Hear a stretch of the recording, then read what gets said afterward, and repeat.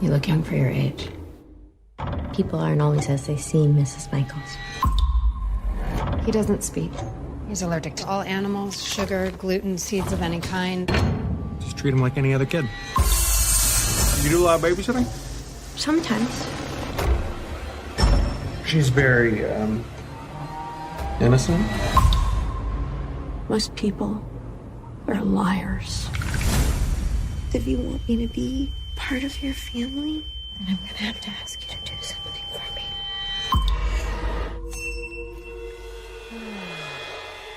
I think your son is really special. I'm glad you're here. Do you like her more than mommy? Who is your mother? You don't have to pretend. You have to be a good girl.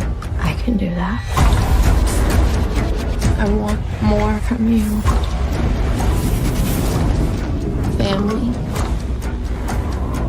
is the most important thing.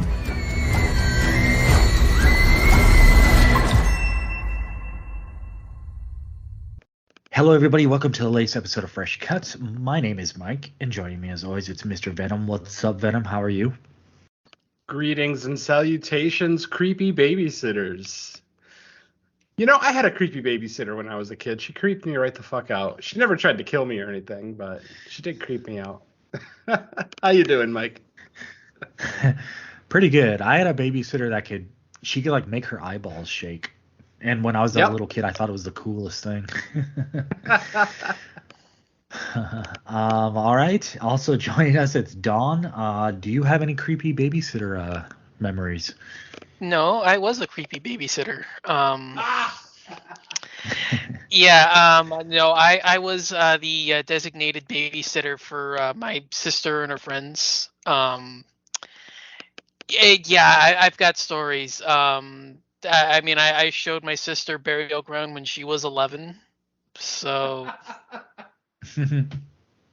I showed them Return of the Living Dead, Reanimator, Demons. Mostly on their own volition. It wasn't like I was like, "All right, you little shits, sit down. I'm going to show you how to do this." We're watching a Serbian film. No, it wasn't out yet. I'm talking like mid 2000s. Mm-hmm. Real quickly, I'm technically 4 years older, but I'm 4 calendar years, but I'm 3 years older. I'm December, and she's my birthday's December 4th. She's January 27th. So we're 4 years apart on the calendar, but we're technically 3 years apart. So I was always the babysitter for her and her friends.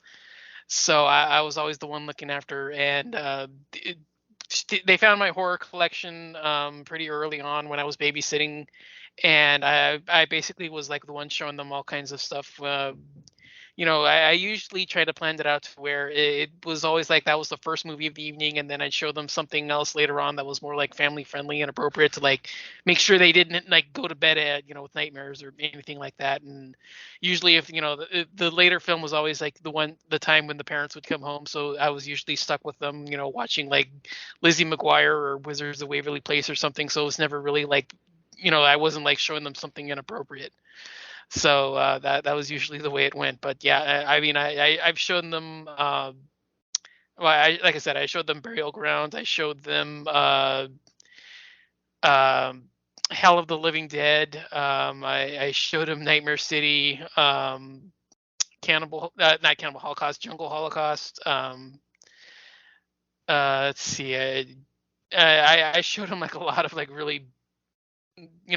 Demons and alligator and stuff like that. So yeah, I was always like, the one that they always wanted to go to, because I was always like, yeah, fuck it, why not? So yeah, those were kind of like my babysitting stories, was that I was the one that was doing it. So The closest memory I have is when I was pretty young, like at least under 10, a babysitter, and I don't know if they were literally showing me or they just happened to be watching it, and I have a little kid memory of The Omen being on, but the only part I can remember from childhood, like from that instance, was the scene where I think they're driving through a parkway or like a zoo that you drive Oh, through, and the monkeys attack the car. monkey attacks, yeah. And because this was before the internet era, even though I ended up seeing The Omen several years later, but still before the internet. So I didn't know that what I had seen was The Omen. So like I was, probably rented it, as an early preteen or something. And as I'm watching the movie, also that scene happens. I was like, oh shit, this is that movie because that scene just stuck with me forever. Because, it didn't. As a little kid, you don't know you're watching The Omen, that it's about a demon kid. So for all I knew, it was just a movie about animals going crazy, attacking the car. So that stuck with me because it seemed like a plausible thing because, I'd been to zoos and stuff. So I kind of had this fear of like, oh shit, are the animals going to attack? But yeah. All right. Well, now that everyone's caught up on babysitting tales, we have a movie with a babysitter in it. It's called Spoonful of Sugar. It is currently streaming on Shudder. I think it's been up there about a week. I think it dropped last week.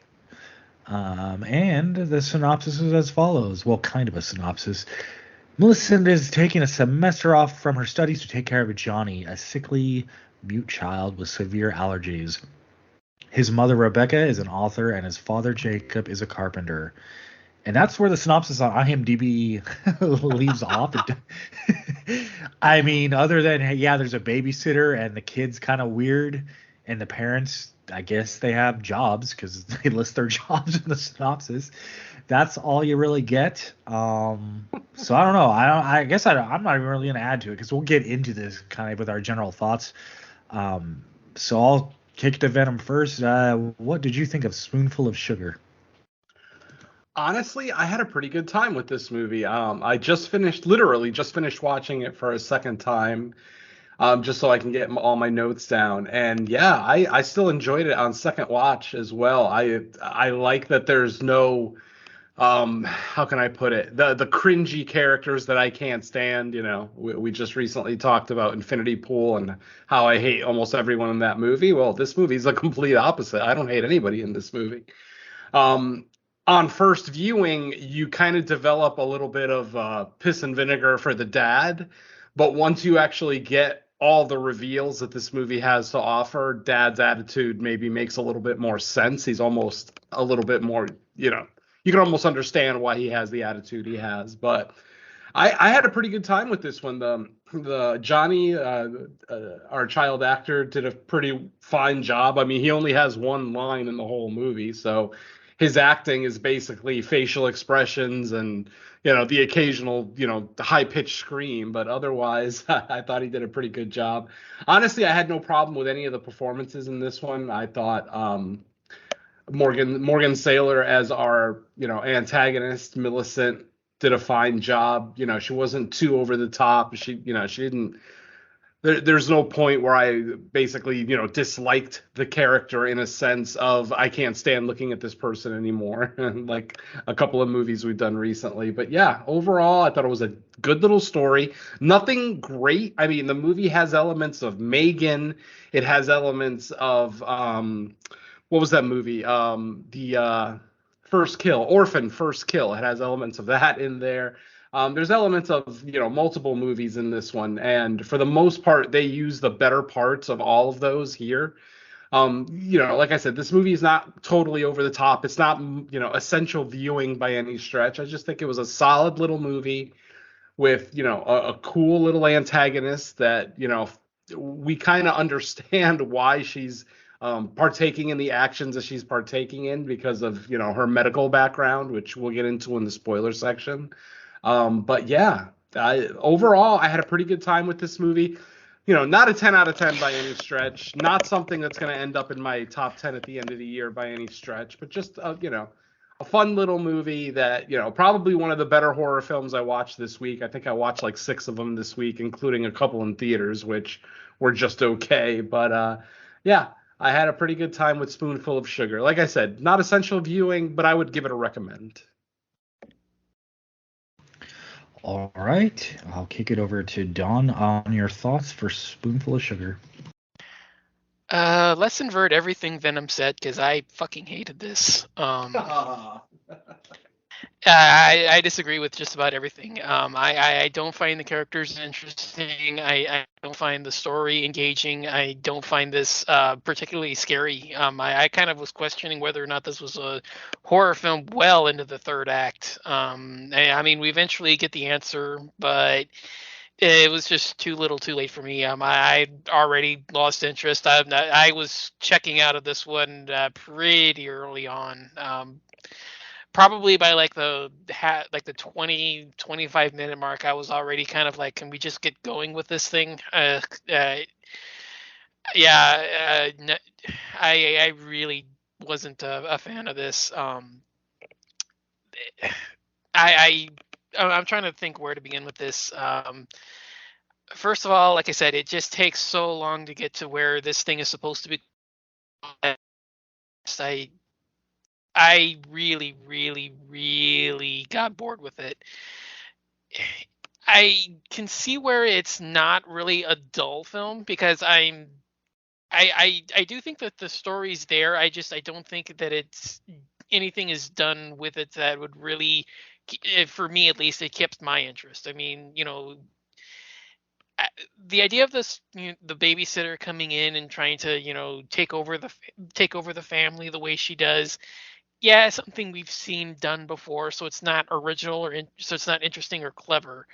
And I mean, the allergy aspect of this is kind of like the only real thing that it's done with it, but I mean, that's not enough for me to like stay invested for it as long as it is, because it's at least maybe 5 minutes too long.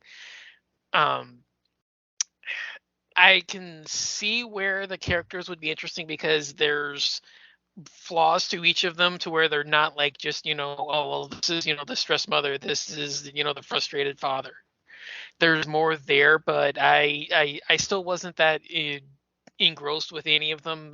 Very little of it kept my interest once I realized what was going on in the households. And again, it's just way too long before anything like horror based starts happening, that a lot of it just wasn't that engrossing. And yeah, at the end of it, I was really just checked out, and uh, nothing really nothing really brought me back in, I guess. Yeah, just I really wasn't a fan. I have very little positive to say about it. I guess there's a few areas that I mean, the dream sequences and hallucinations look good, but that's just pulling at straws, trying to think of positive stuff to say about it. Yeah, I wasn't a fan. Okay. So yeah, for me, I kind of wish I had been able to watch it a second time, because I feel like there's a lot to unpack, especially with how the movie unfolds, where you kind of think it's going, and then all of a sudden, the last 10-15 minutes happen, and you're like, wait, what now?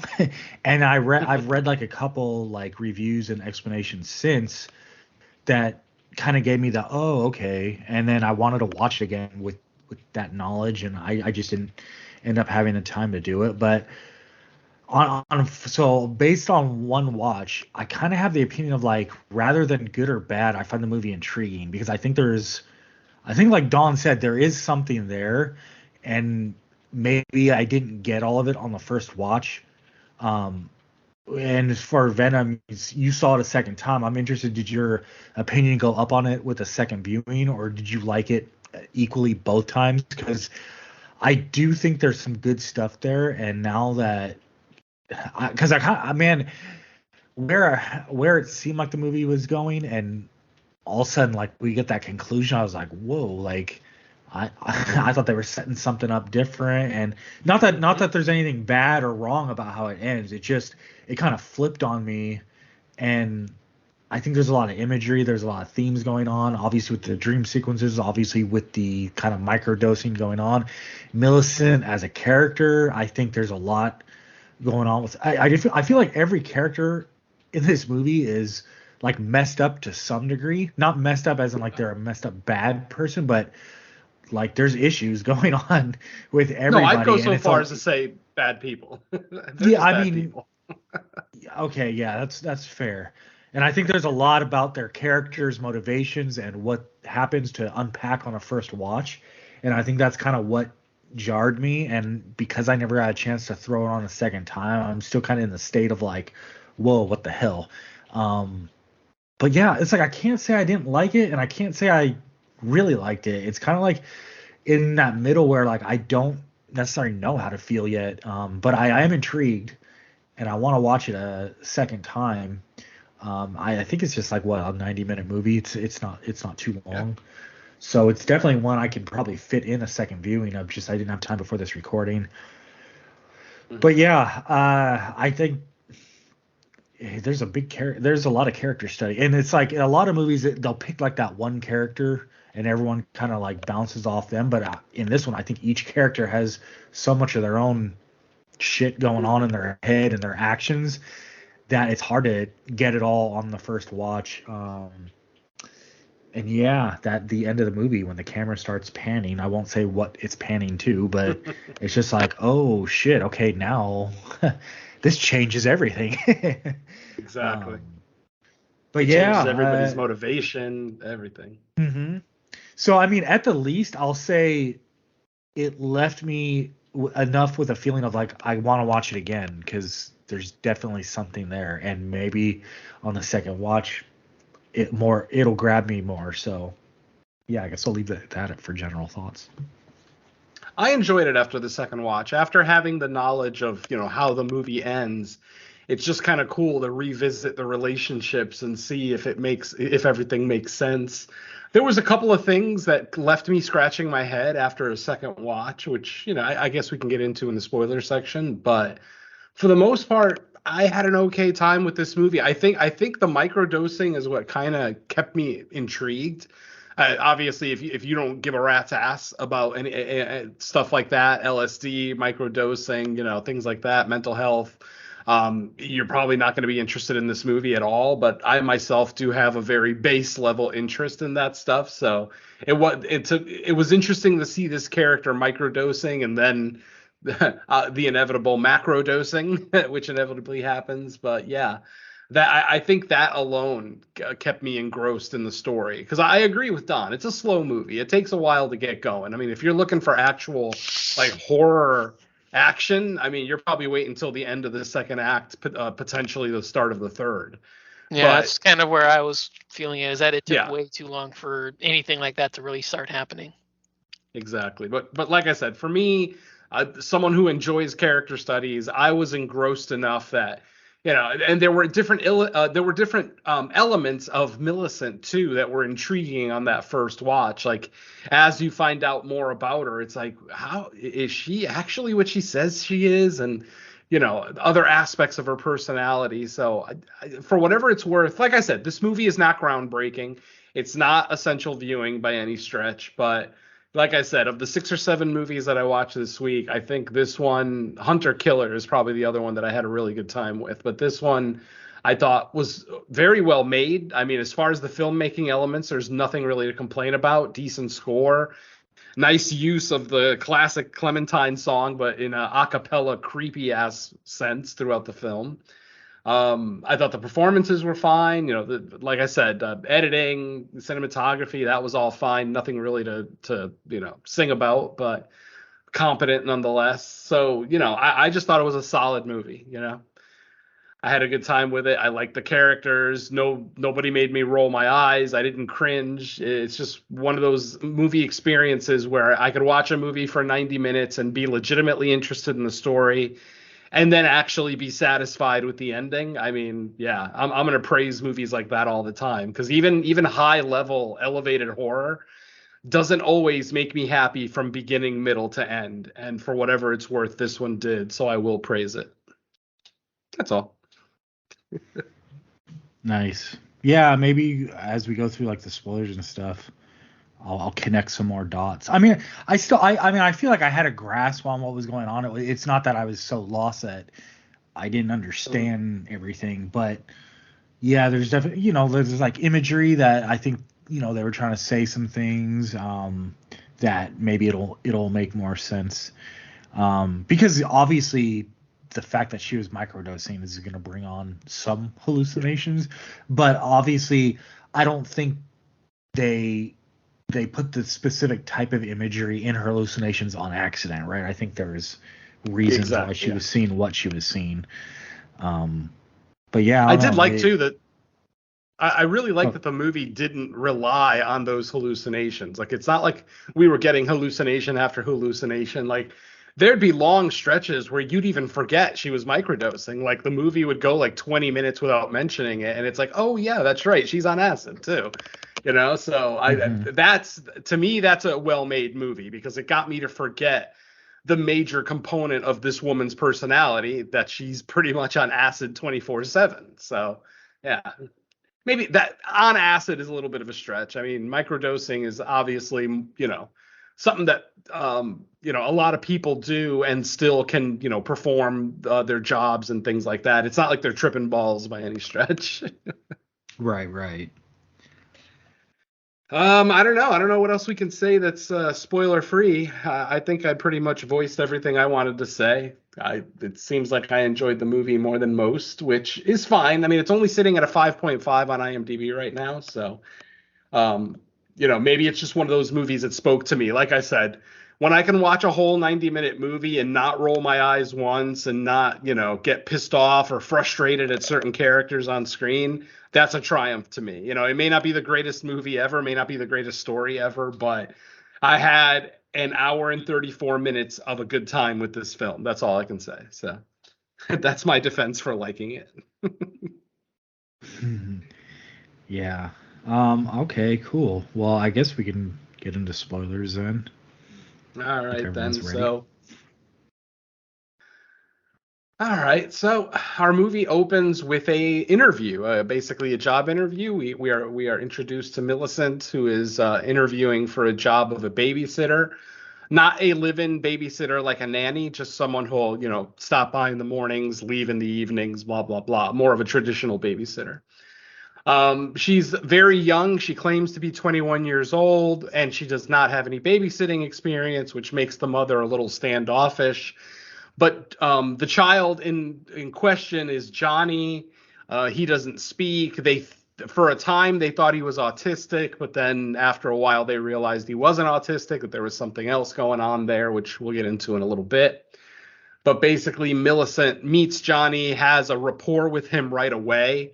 To the point where he actually grabs her arm at one point when she's about to like pull away from him. He grabs her arm, so obviously there is a connection there, at least a perceived connection. So of course Millicent ends up getting the job. While she's there, she ends up meeting the dad. Well, she ends up ogling the dad through a window. There, he's basically watering the lawn, shirtless, you know, well-built dude, you know, probably like mid to late 30s. And yeah, Millicent is not even trying to hide the fact that she's basically eye fucking this guy big time. Luckily, mom never comes into the room and catches her. But at one point, he does walk into the house. She ends up, you know, walking up behind him and just staring at him until he realizes that there's someone there, scares him. They end up having their formal introduction. Instantly, we realize that Johnny's dad is a douchebag, just an absolute asshole. You know, a little bit later, he spills beer on his wife's dress and, you know, just kind of nonchalantly blows it off, whereas, you know, she's visibly upset and tells him to go change, blah, blah, blah. So obviously there's some animosity in this marriage. Obviously, when you have a marriage with a special needs child, it's going to cause a lot of stress on the marriage. So, you know, as soon as you see that, I tend to cut the parents a little bit of slack. You know, maybe dad's not as much of an asshole. Maybe it's just, you know, living with an autistic kid is just, you know, a major strain on a parent. I wouldn't know. I don't have kids, so I'm open to the concept. So let's see. Where are we after this? We realize that Millicent is microdosing. We actually see her pull out a small bottle of liquid acid, just labeled LSD, which of course is fake as hell, but whatever. We see her take a single drop and then just basically go about her day. She goes to visit her psychologist or actually psychiatrist, since he's prescribing meds to her, the LSD. he is aware of the microdosing. When we actually meet the psychologist, they actually have a little bit of a funny exchange, because the psychiatrist tells Millicent, "I'm going to lower your dose on the LSD because if it gets any higher, you're going to start having hallucinations." While he's saying this, we see Millicent looking at the doctor, and one of his fingers falls off. Just literally, one of his fingers just falls off and starts crawling around the floor like a worm. And literally, as this is happening, he's saying that, "Oh, we're gonna drop your dosage so you don't start having hallucinations." Of course, instantly she's against it. She's like, "Oh no, I don't have hallucinations. I'm fine." Literally, as she's saying that won't happen, the severed finger crawls up on her, crawls up to her face, and jumps in her mouth. And obviously, she's trying to play it off because she knows that she's having a hallucination. You know, it's not like the doctor's finger actually fell off his hand and became sentient. That's just not a thing.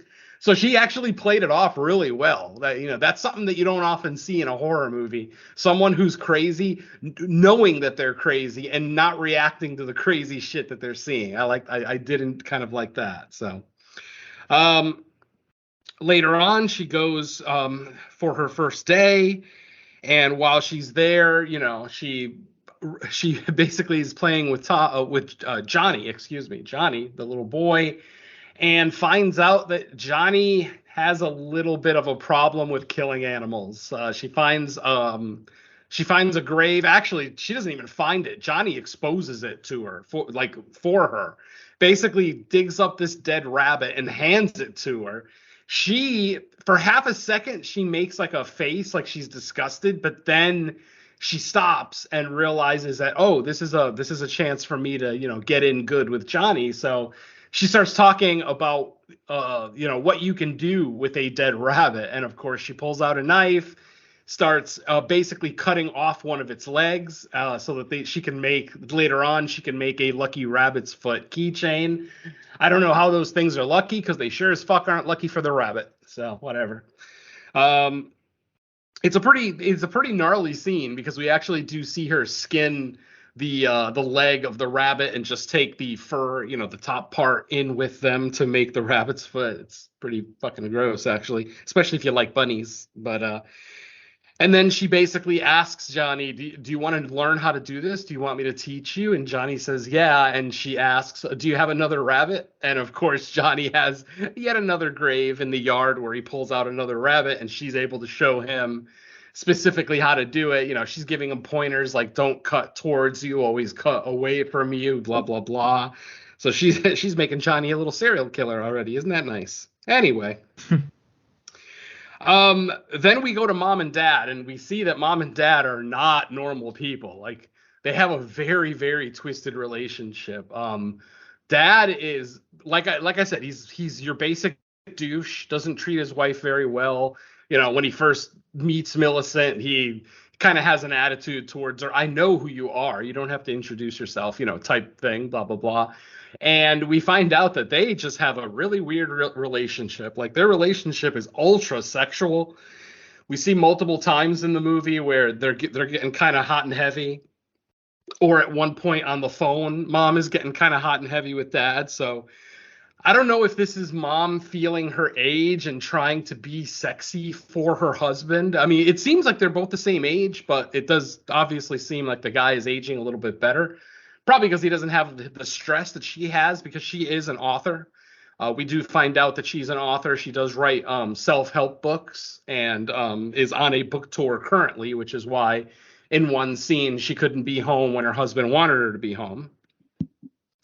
And on that auspicious night where she couldn't be home, she basically starts having phone sex with them on the phone, like really fucked up, dirty phone sex, like pretty gnarly. Thumbs up, 2 thumbs up from me. And just as it's getting really, really crazy, the phone call gets cut off. And obviously at this, dad has his dick out. He's masturbating with all the stuff that mom's talking about, what she's going to do to him the next time they meet each other. And then literally, as I said, right as it's about to get really, really heavy, the phone cuts off. I don't know if mom hung up. I don't know if that was Millicent maybe cutting the phone line. I don't know. It just, the phone call just stopped. Dad, of course, is drunk, and now he's horny as hell. He's got blue balls, so of course he does end up making a little bit of a move towards Millie on this day, but on this day nothing happens. For whatever reason, Millie is able, even though Millie is very obviously in love with the dad. I mean, we know this at this point. She's already stolen a picture from the house of the dad, brought it home, and masturbated with it. This is where I have a question. I don't know if maybe I should ask here. I should ask it later. But knowing what we know about Millicent, by the time we get to the end of the movie, how the hell did she bleed in that scene? I'm very confused, but maybe we'll get back to it. I'm just curious why the dad thought Millicent was hotter than the mom, because I thought the mom was hotter. Oh, yeah, that's obviously. I mean, I just asked that question with Infinity Pool. Like, you have this beautiful dark-haired woman, and you're going after alien-looking Mia Goth? What the fuck? So, yeah.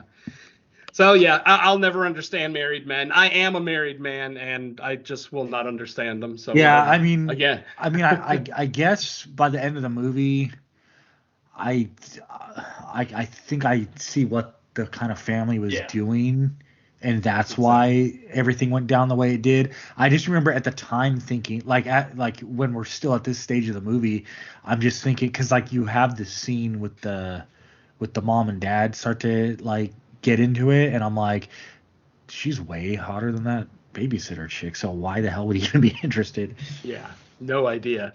She also seems like the mom is like more eager to do stuff. I guess it's just the young thing, the fact that she's only 21, according to her anyway. It's the grass is always greener on the other side type thing, blah blah blah. So what are you gonna do? Anyway, so yeah. Eventually, the next day, Millie ends up taking Johnny out of the house, actually off the property, something that she was told specifically not to do. Now, early in the film, the mom tells Millicent that that Johnny has all these allergies, nut allergies. He can't eat eggs. He can't eat seeds. He can't eat this. He can't eat chocolate. He can't eat strawberries. Like this long list of all of these allergies that he has. But as the movie is going along, we start to see that Millie is questioning his allergies. Like, she's starting to think, I don't think he actually has all these allergies. Like, there's probably a reason that they're just keeping him in the house, which, as it turns out, there is. And we'll find out that in a little bit. But basically, she doesn't believe that Johnny actually has all these allergies. So she gives Johnny a piece of chocolate for the first time, something she was expressly told not to do. And then, like I said, Millicent then takes him off the property. They're actually just out in front of their house. When I say off the property, I mean like literally just off the yard. Like they're literally right in front of their yard. But they go to cross the street for some reason. I don't know. They're going on a walk. And at that exact moment, mom and dad are coming down the road. Unfortunately, mom is giving dad roadhead at this exact moment, and almost runs down Johnny and Millicent. Literally almost kills his own son and babysitter because he was getting head in the car. So like I said, this couple is like psychosexual, like to the umpteenth degree. I figure if that we would have spent more time with them, we would have eventually seen their dungeon with all their leather and whips and chains and everything, because Jesus, it just seemed like mom always wanted something freaky. Yeah. Mm-hmm. And then eventually we do find out that mom is a cutter. She actually is cutting herself. So mom has all sorts of emotional problems. Jesus. She's hypersexual, hyper jealous of the babysitter, cuts herself, and deep too. Like, these aren't like little scratches that you might give yourself when you're a kid. I mean, these are like some gnarly ass fucking, gashes, to the point where she's still bleeding that evening when they go out, which is the evening that dad almost runs over the kids. Literally, she's still bleeding. And of course, this pisses off the husband. What the hell was his name? Jacob. Upsets Jacob. So obviously Jacob is aware of the fact that she's a cutter, and probably all her other deviants as well. So let's see, where are we? Then we see Johnny himself start to have problems with the parents directly. At one point, he actually swings at his mother. There's a scene where mom is just comforting him in bed. after she got home late one night. And Johnny, as soon as Johnny realizes that it's his actual mother, he starts freaking out. He starts swinging at her, like slaps her. Eventually, they have a fight, pulling at the stuffed animal, and Johnny's stuffed animal ends up getting pulled apart because of it. But, Mom doesn't seem to care that much. She's just upset that Johnny doesn't seem to want to be around her for any reason. And then later in the film, after Dad and Millie have already had a, encounter, a sexual encounter, if you will, we see that Johnny's dad is kind of flirting with Millicent in their house. Mom isn't around, but Johnny is right there eating something. Oh, he's eating like a peanut butter and jelly sandwich, I think. And then just as the dad is about to like touch his finger to Millicent's lips, fucking Johnny stabs him in the leg with a fork, which I thought was hysterical. So like I said, once you get the final twist of this movie, it might leave you with more questions than answers. But I think on the second watch, Mike, specifically, I think your questions will be answered. Like, you'll see, knowing the ending, their interactions make a lot more sense as the movie goes along. So they're definitely meant to confuse on first watch. That's for damn sure. Hell yeah.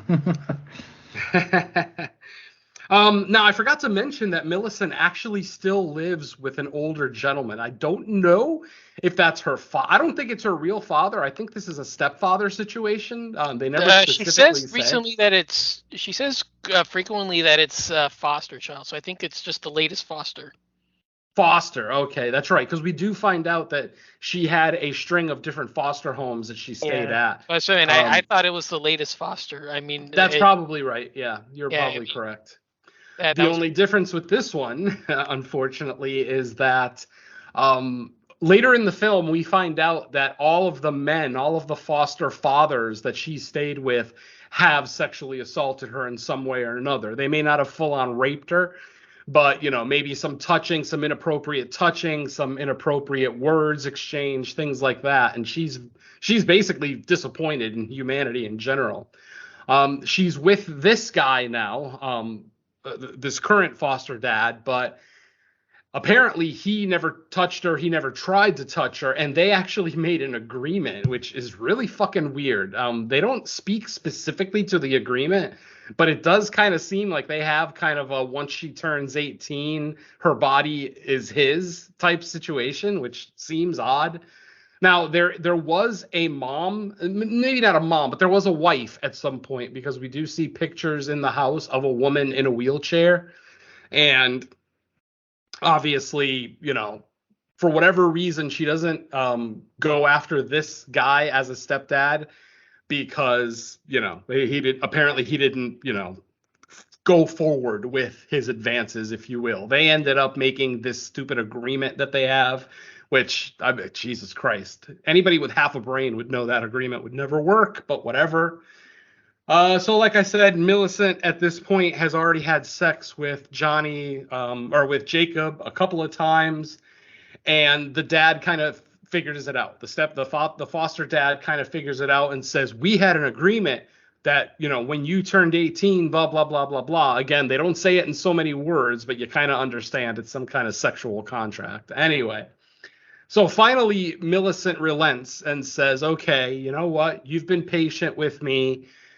I think it's about time that you're rewarded. She sits him down on the couch. She pulls his belt off, and rather than pull his pants off, she takes the belt and wraps it around Dad's neck, strangling the dad to death.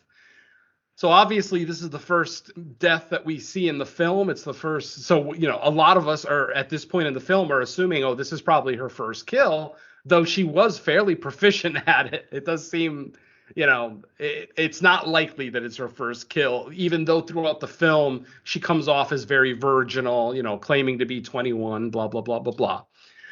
So when she gets rid of the dad's body, the foster dad, she dumps him in an above ground pool that doesn't have any water in it. And when she dumps the body of the foster dad in there, there's the foster mom. Her body is also right there, not rotting yet either. So apparently she hasn't been dead for too terribly long. But apparently what happened here is up to your interpretation. What I got out of it is, Millie must have killed her mother in a fit of anger. Dad probably decides, and maybe that's part of the agreement. Maybe the agreement is, I won't rat on you for killing my wife if you give it up when you turn 18. Like I said, they don't really get into specifics of the deal, but it's a gross fucking deal regardless. So yeah. And then at this point, she cuts a piece of hair off of her father's head and she wraps it up and she goes to a journal that she has that we've actually seen her look in this journal multiple times throughout the movie, but we don't know what's in it. Finally here, after she kills her foster dad, we finally see what's in it. And basically each page has a lock of hair and a one-line description of the person that the foster parent that basically she dispatched. There is a scene when she kills her psychiatrist, and that basically during that scene is when we get the confirmation that Millicent has actually been killing all these years. Basically, all of the supposed suicides that keep occurring at her foster homes were actually her taking these people out. Like I said, we see her kill her foster dad. We don't actually see her kill the psychiatrist so much as we see his dead body and he's foaming at the mouth on the floor. So I don't know if she gave him an LSD overdose or poisoned him in some way, but yeah, he's foaming at the mouth, pretty much dying on the ground. Because of the situation where Millicent took Johnny out on the street, she has been fired. She basically is no longer welcome at the house, but she does make a visit here, basically the start of our finale. She makes a visit to the house, trying to get in. The mom lets her know your services are no longer needed. We're going to be going with a new babysitter. She, of course, and I've skipped a lot, folks. I've skipped a lot of like the bonding that she did with Johnny. I mentioned that Johnny is autistic. He's also mute. He doesn't really speak. And Millicent did get him to actually say the word mommy. The problem is he wasn't looking at his actual mother when he said mommy. He was looking at Millie. So he was basically calling her mommy. So they had this big, revelation of him can finally speak, but he's calling the wrong person mommy. I mean, he's calling the person mommy that he sees as his mother.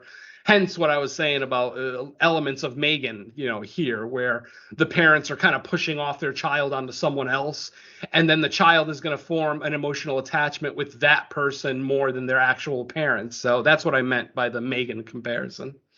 So anyway, like I said, mom is keeping Millie out of the house. Millie gets pissed off, tries to, get into the house. She's able to get her arm through the door and scratch mom's face. What's mom? Rebecca, basically scratching, some gnarly ass scratches on Rebecca's face. She gets all pissed off, but then she goes and draws with Johnny. Johnny's in the drawing room, just kind of chilling. Earlier in the film, Millicent handed Johnny a knife, saying, next time you're alone with her, do it, and then you, I, and your dad can all be happy together. Of course, her ultimate goal was to get rid of mom and basically usurp her position. Let's see. So at this point, she decides to walk around the back of the house because mom isn't letting her in. She walks around to the back and she sees Jacob, working in his studio. He's got like a woodworking shop in his backyard. They mentioned earlier in the film that he's a carpenter, so he's a woodworker. She goes back there, crying because the mom won't let her in. He lets her know, listen, that it's just, considering everything that's happened, it seemed like the logical thing. But then she goes completely, fatal attraction on him and just starts saying, do you love me? Which, that's the worst fucking question you can ask a guy in this situation. No, of course he doesn't love you. He just wanted to fuck you. And this poor girl, of course, thought that this guy was different. She actually had a conversation with the psychiatrist earlier in the film saying that she feels like this guy's different, that he's not like all the rest. Lo and behold, he's like all the rest. He's just a scumbag like everybody else. And basically, while they're arguing and while she's trying to get him to say that he loves her, they end up fucking again. They end up they just start going at it right there in the wood in the shop. And as they're in the back fucking, Mom is in the drawing room with Johnny. Johnny pulls out the knife that Millie handed him earlier, but doesn't stab Mom like in the neck or in the side or in the back, somewhere where it could actually like kill her. He ends up stabbing her in the hand. Like at one point, she puts her hand down while she's drawing. Johnny stabs her in the hand. Mom pulls the knife out and starts choking Johnny. Actually, like puts her hand around his neck and starts choking him. Once he actually starts coughing and gasping for breath, she lets go and says, "I'm sorry, I'm sorry." Basically starts yelling at Johnny, "Do you like her more than me? Do you like her more than the other babysitters? Blah, blah, blah." Johnny doesn't really give a straight answer. Mom is so pissed off at this point, she ends up going to the kitchen, grabbing a knife, and going out to the back and to the woodworking shop that Dad has. She basically catches Dad and Millicent going at it, but doesn't even say a word. She literally walks into the room and just stabs Millie in the back with the knife, with her husband looking right at her, saying, "No, no, don't do it." And she just stabs the shit out of Millie from behind. Millie ends up stumbling out of the room through the like the backyard, going up some stairs towards, almost like she's going back towards the house. And then we basically have almost like a Mexican standoff where Mom and Dad are, where Millie, I should say, is standing in between Mom and Dad on one side and Johnny on the other. She looks at Johnny. Johnny's got the bloody knife in his hand because he already stabbed his mom once. And you can see Millie give him the head nod, basically saying, "Yes, do it now, and then we can be together." Johnny brings up the knife. Obviously, as the viewer, you're thinking he's about to attack his mother and try to kill her. But nope. Johnny turns the knife on Millie and just stabs the shit out of her. And these were actually some really good face stabs. Like, we actually got nice facial stabs, like pretty impressive. I was pretty happy with the kill. And then Millicent just kind of keels over and dies. And, as the movie audience, you're like, what the fuck just happened? What did we just watch? What we end up seeing in the final scene of the film is Dad cutting up Millie's body into pieces, and then they bury her in the backyard, and we see all of these orange trees in the backyard. Apparently, my friends, Johnny is a serial killer, and he has been killing babysitters. There were at least 4 or 5 bodies in the final scene of the film buried under the house. Basically, like I said, what we see is Mom and Dad bury Millie's body. They put in another orange or an apple tree sapling on top of it. And then the camera kind of pans out and shows all the apple trees in the backyard. So obviously Johnny's been busy for a while. And then probably one of the coolest parts of the movie that Mike mentioned earlier, during the closing credits of the film, we see the camera go underground below the backyard, and we start to see the camera panning from left to right. And as it pans left to right, we see Millie's body cut up into pieces, just sitting there. And then the camera keeps going. And then we see another body of like a Latina chick, also cut up in pieces. Then it keeps going, and we see another female body, like a brunette white girl, her body down there in pieces. And then the camera continues panning, and there's like a gap where there's no bodies. And then we start seeing the skeletons, and that's pretty much how the movie ends. We see one full skeleton, and then we kind of see the top of another one as the camera's panning, but then the movie fades to black. And that's it, folks. Spoonful of Sugar 2023. Like I said, I had a fun time with it. I like the dual reveals. We got like dual plot twists here of, of Millie not being an innocent girl, actually being a seasoned serial killer herself. But then, of course, the bigger reveal that Johnny himself is also a seasoned serial killer. And I always like movies like this. I do like serial killer versus serial killer movies. I think these are always fun. I remember an episode of Masters of Horror where they had the truck driver serial killer and then the hitchhiker serial killer, and they ended up meeting. Like, I thought that was a great episode. So it's a concept that I've always thought about. Like, what if 2 serial killers actually meet up in real life? Would they try to kill each other? Would they talk shop? Blah, blah, blah. So, yeah, whenever they do it in film, Usually, I'll say usually it's done well. I have seen it done poorly, but like I said, I like this one. All the microdosing stuff kept my interest. Waiting for Millicent to go full on batshit crazy. You don't get it until the end, unfortunately, but at least, and it may not be the most satisfying. What can I call it? Episode as far as like her going crazy. Like we've seen crazy babysitters just go nuts, just go stabby, shooty.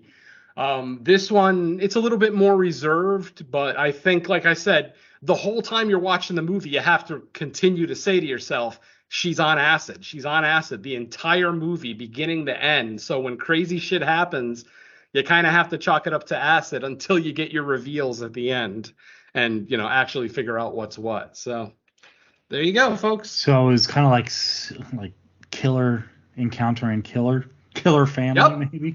Yeah. Yeah, and that's why I brought up what do you call it? Orphan First Kill, because like with the Orphan First Kill, it was kind of the same thing. We thought our antagonist was going to be like, taking out this family, but then of course, I probably shouldn't spoil that movie, but there is a reveal where the family is not as stupid as people think they are. So I'll leave it at that in case you haven't seen the movie. But yeah, like I said, this movie isn't anything original. It's nothing that's going to change the world, but for whatever it is, it's a nice little movie. I had a good time with it. I watched it twice. I enjoyed it both times. Like I said, probably not a top 10 candidate for the end of the year, but a solid movie nonetheless, for me anyway. Yeah, I mean, I definitely, that ending was like, holy shit, like, what the hell just happened? And it made me want to, like, watch everything leading up to it again. Like I said, I just didn't get a chance, but I think it's worth giving another shot too. Yeah, like I said, once you get to the end, it does leave you with some questions, like, why is Dad the way he is, knowing everything that they're going through? Like, is that just an act for the babysitter? That's what I chalked it up as, that he's just acting like a shitty, disconnected dad so that he can get the babysitter to fuck him, and then they've got a reason to let Johnny have her. It's almost like they have to get the babysitter to do something bad. Like if they actually got a legitimately like virginal babysitter that doesn't do anything wrong, they probably, wouldn't be able to constitute letting Johnny have his way with her, Mm-hmm. Yeah, exactly. It's almost like they were like she thought she was there to do something, and they were almost laying a trap the entire time. There you go. Pretty cool. All right. Well, maybe that's going to do it for our thoughts on Spoonful of Acid. Yeah. Otherwise known as Spoonful of Sugar. But let's find out where else we can be heard. Starting with you, Venom. All right. Let's see. No More Room in Hell presents Creature Comforts, episode, what is it? 16, right? Or was that 15? No, it's 15. Episode 15 is now available.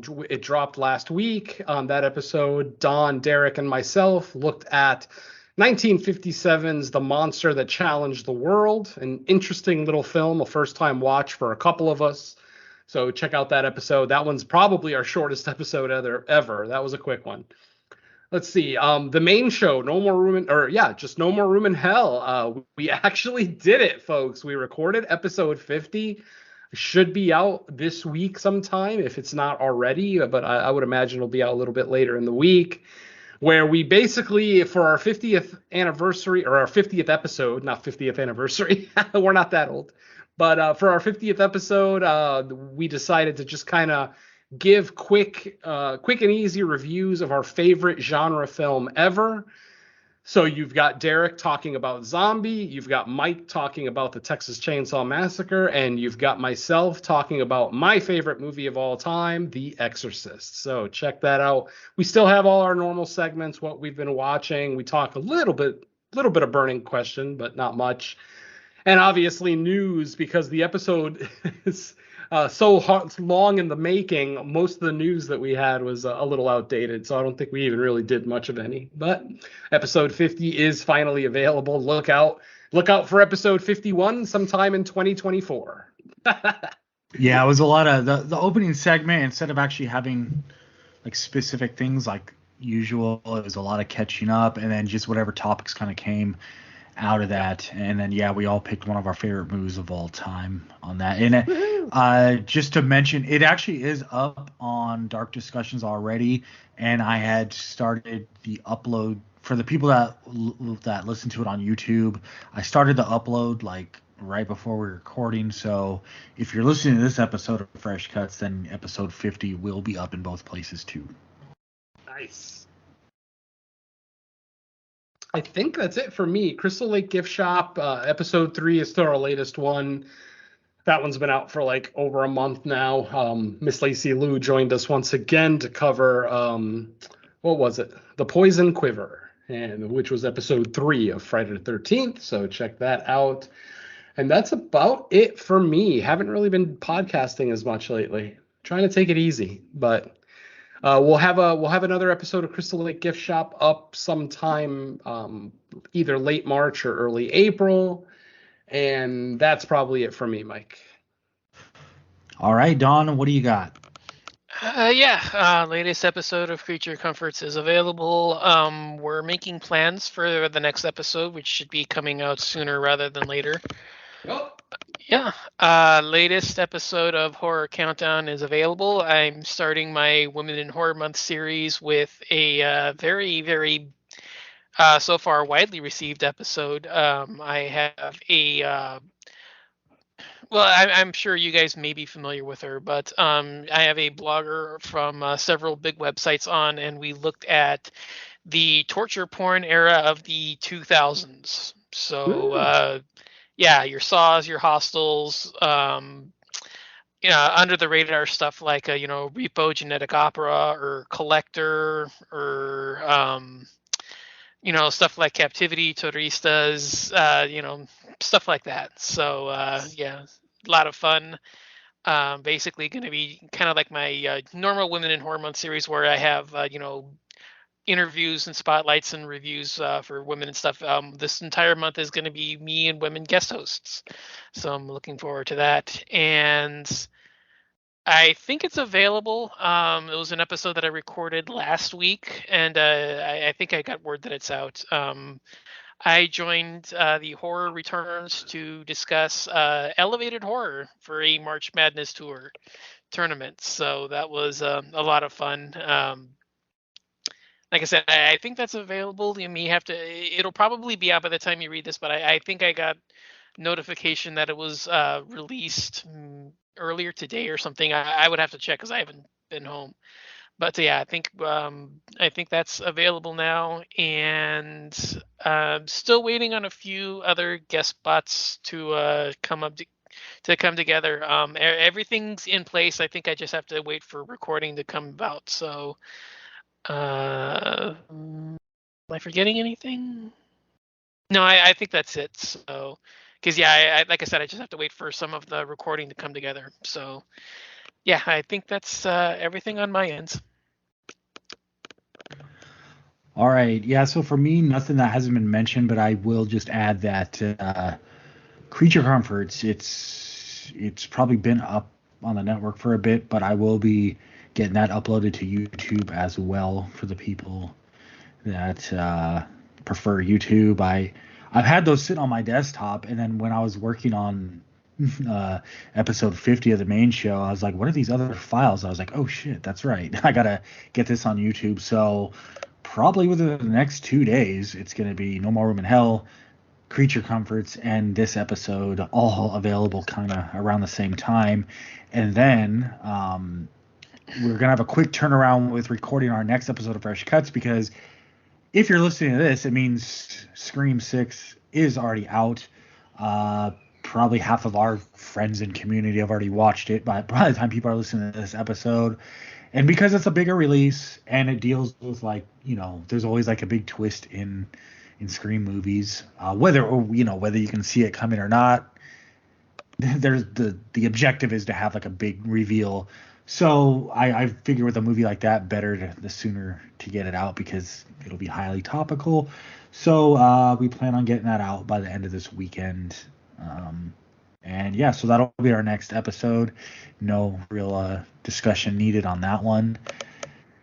And yeah, I think that's it for like housekeeping and all that. So, you guys got anything else before we get out of here?